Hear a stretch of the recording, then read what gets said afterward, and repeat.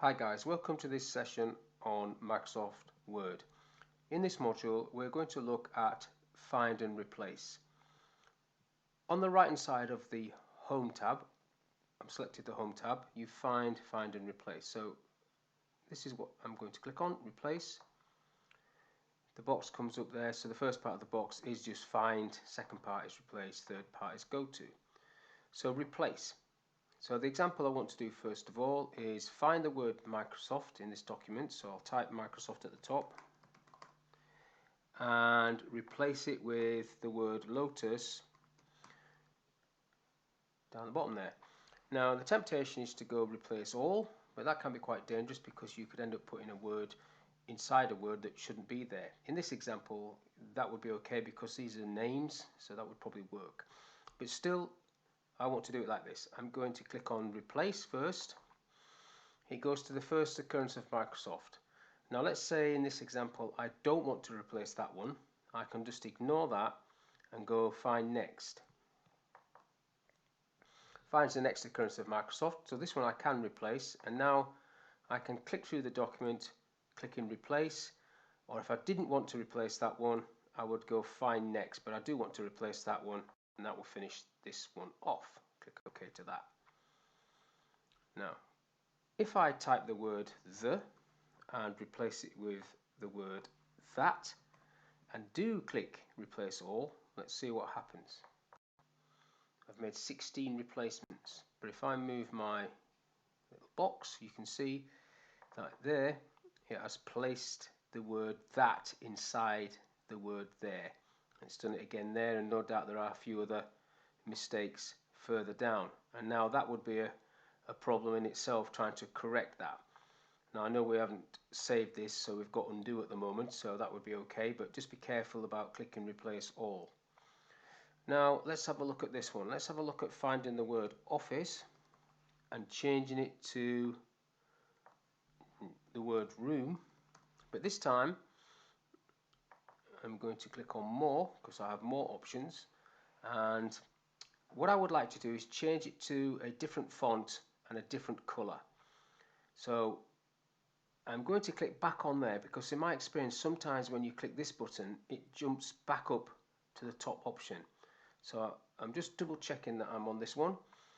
Then format, font, and I can change this to, let's say, 24 and red.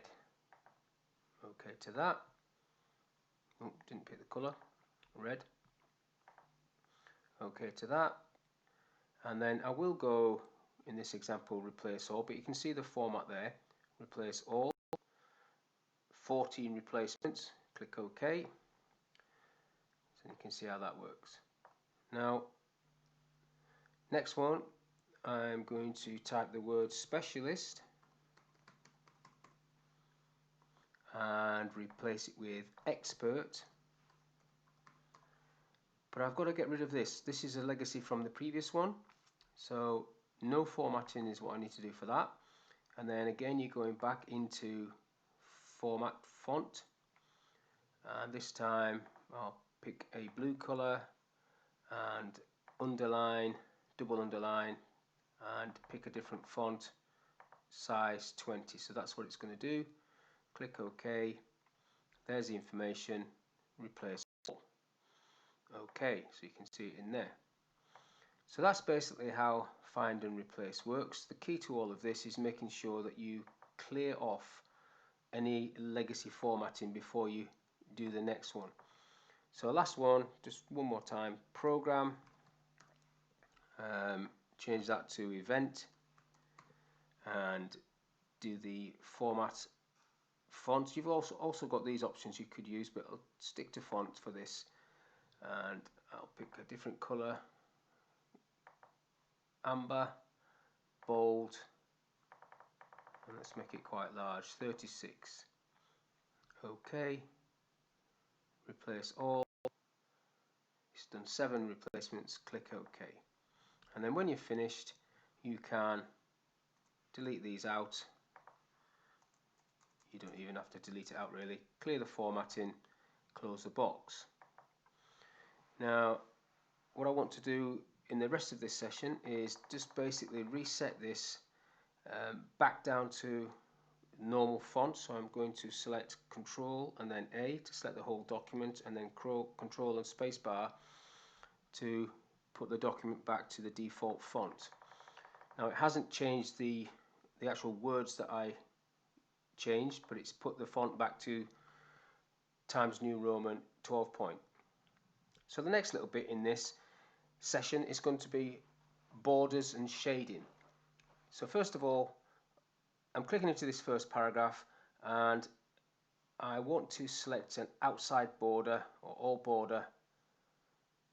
Either would work, all borders, and then this one gets a border. And then to the left of that, a colour, a shading colour, like so. Next one, let's select a right border and let's just highlight some of the text and pick a different colour to shade. Next one, let's do a bottom border and let's make the whole thing shade. And then coming down into this next paragraph, I want to do something slightly different.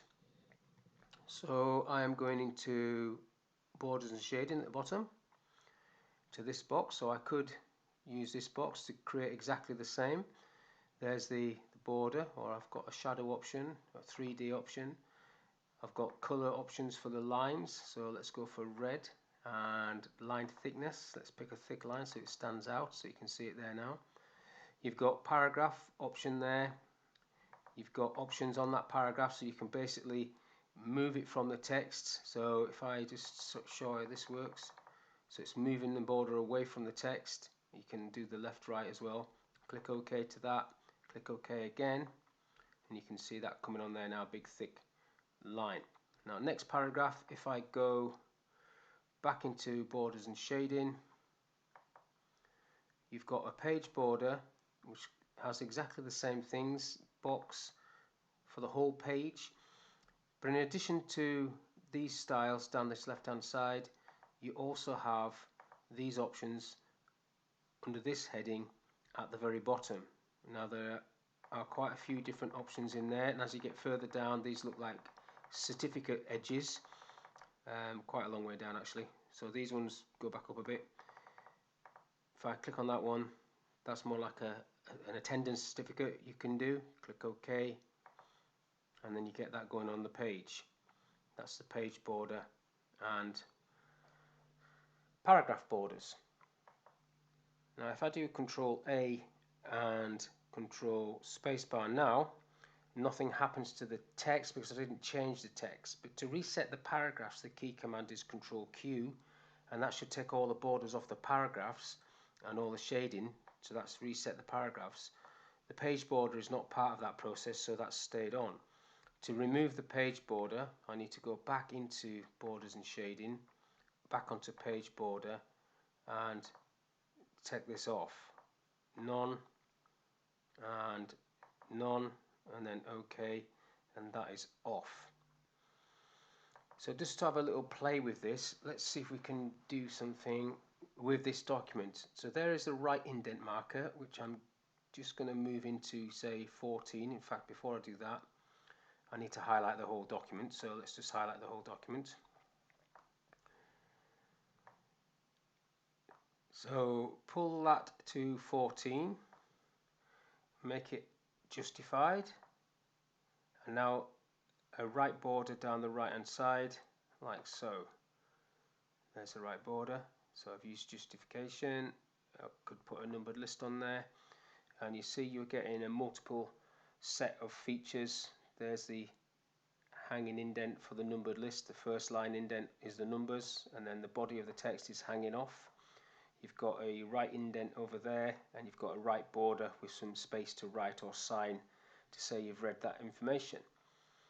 So that's the end of this session, guys. I hope you've enjoyed it, and I will see you on the next one.